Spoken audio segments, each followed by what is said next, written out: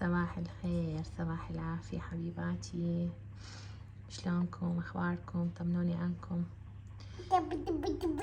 طبعا لولو قعدت من الصبح سبحتها مشطتلها، والماما ما تريدها البارحة من الليل لحد الآن. الماما ما تريدها لولو، ما أدري يعني.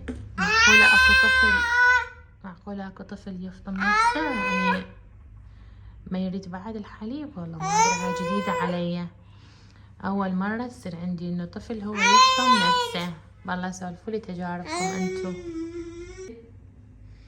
طبعا مكيفة ترقص ما أدري على شنو، قاعدة الصبح الوكاحة ما خلى شي ما طشرته. ماما ها عيوني جهالكم هاي يتحربون على الصوبة. لا، مرة واحدة قلت لها ممنوع هاي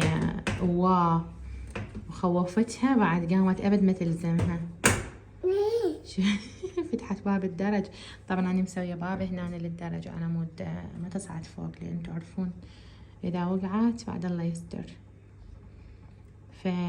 فسولفولي انتو على جهالكم، شلون فطنتوها سويتوا. طبعا لا تشوفون القاعة شوية يجز بيها وسخ، عادي يعني.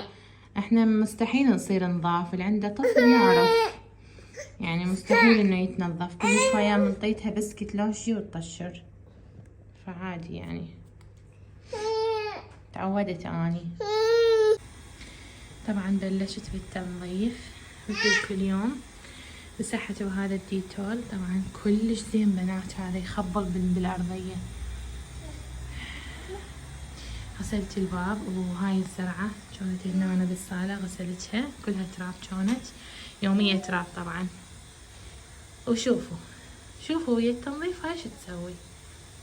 شوفوا يعني انتو جهالكم هم هي شو بس بنتي. والله العظيم تعبتني يعني من اشتغل وياي ويا جوا رجلي كل ساعة توقع. لو تلعب بمي المسح، لو تلعب بالصوندة، يعني ايش كم تبديله باليوم يعني ما اوصف لكم. حتى الجواريد دبيت لها لانه لبستها منها طلعت بالطار ما بللتهن. ما يفيد يعني، ما يفيد الحكي، ما يفيد. يلا خليكم وياي اكمل بقية تنظيف البيت. راح اسوي الغداء. طبعا همبرجر جاهز، راح اسوي لهم لفات. هسه راح يجون من المدرسة ساعة، هسه تقريبا 4:15. ولولو تفتر وياي كالعادة، وكملت اني تنظيفات البيت كله خلصته الحمد لله. حتى هذا السيراميك كله طبعا ما قدرت اصور ويا بنتي، وحاطة الدرج وكذا، وهاي يعني شوية هوسة صارت. فخلوكم وياي ويا اجواء الغداء. بس راحوا جربت الهمبرجر من الطباخ، شوفوا هم زين مشيس من برا ومن جوا يعني ما يتوسخ. شوف هاي عود النية تساعدني مو.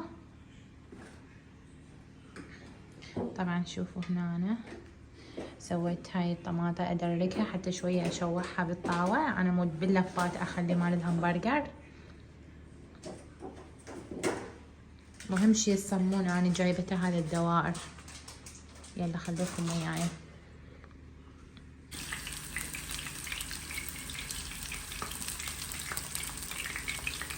بنات شوية بصل أشوحه، أخليه شوية يعني يذبل بالزيت، يعني مو إنه أحرقه. شوية أدبله على مود يصير باللفات، ووراها الطماطة نفس الحالة بس شوية أدبلها.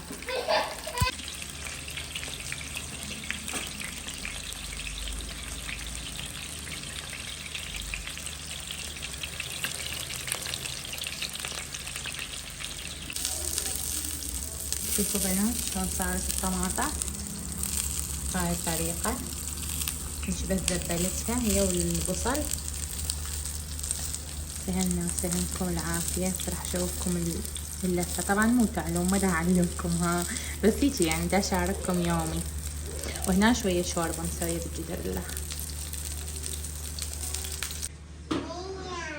هاي الصالونة هاي الهمبرجر.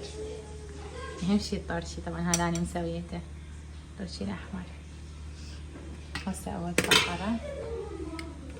طبعا ما عليكم الصوت، هذا ابني.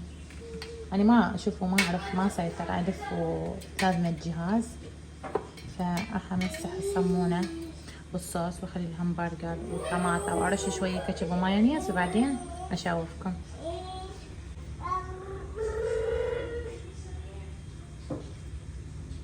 سهمنا وسهمكم العافية بنات.